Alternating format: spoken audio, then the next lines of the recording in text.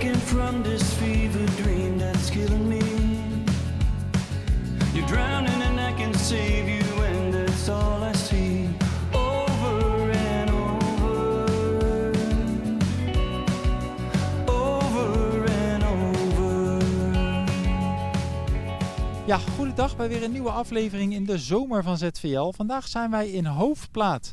Dan gaan we het hebben over onder andere de geschiedenis van het dorp en het activiteitenleven. Maar ook over de jeugd, want de jeugd heeft natuurlijk de toekomst.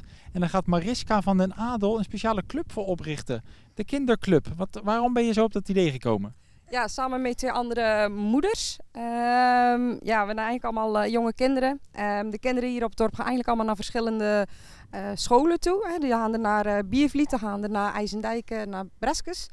Ja, en het is dan wel leuk als we elkaar ook leren kennen en als ook gezamenlijk eens activiteiten kunnen doen.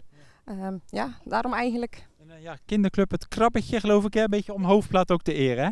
Ja, klopt. Want Hoofdplaat staat dan bekend om als krabben, zeg maar. Hè. Ja. Dus ja, dan houden we de eer een beetje in stand. Ja, en een van de toekomstige leden van de club staat hier naast jou. Dat is jouw eigen dochter natuurlijk. Ja. Heb jij er een beetje zin in of ga je niet zoveel zeggen?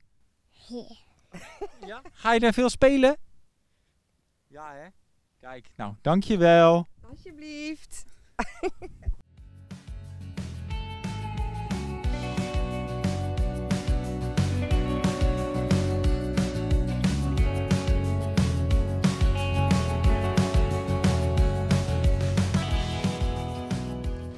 Ja, en zo gaan we van de toekomst van de jongste generatie inwoners van Hoofdplaat naar het kloppende hart van het huidige Hoofdplaat. En dan zijn we bij Linda in het café, hè?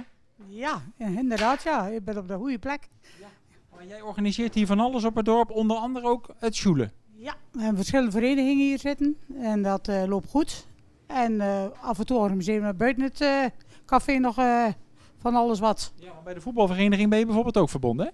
Ja, daar ben ik sponsor van. En als ik dat kan helpen, dan doe ik dat met alle plezier. Ja, je wordt ook wel een beetje het fenomeen hier van Hoofdplaat genoemd, hè?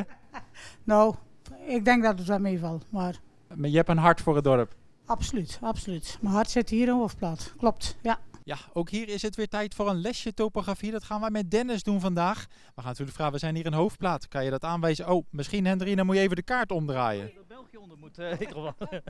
Ja, Hoofdplaat. Kan je dat aanwijzen? Dit is de neus in ieder geval. Ja. Hier zit de Douw. Ik denk dat we hier zitten. Zo, dat ging heel goed, dat ging heel goed. En morgen, ja, je hebt het eigenlijk al een beetje... Morgen gaan we naar Terneuzen. Nou ja, wij zetten nog maar een keer aan. Nou, hier is de neus. Kijk, dat was een snelle vandaag. De uitzending hier vanuit Hoofdplaat zit er alweer op voor vandaag. En dan ben ik toch benieuwd wat Hendrine ervan vond.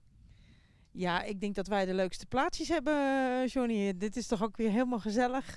Leuk, fantastisch, alle superlatieven. En ik denk dat we hier ook weer een hele hoop saamhorigheid en verbinding hebben gevonden. Ja, we zaten hier letterlijk op de stoep bij twee mensen die ons heerlijk gastvrij hebben ontvangen. Plakje cake, kopje thee, kopje koffie. Het was heerlijk. Morgen gaan we dat ook weer gewoon proberen over te doen. Dan vanuit de grote stad, vanuit Terneuzen. Dan kunt u ook weer horen tussen 9 en 12 live op de radio. En s'avonds om 6 uur op tv. Graag tot dan.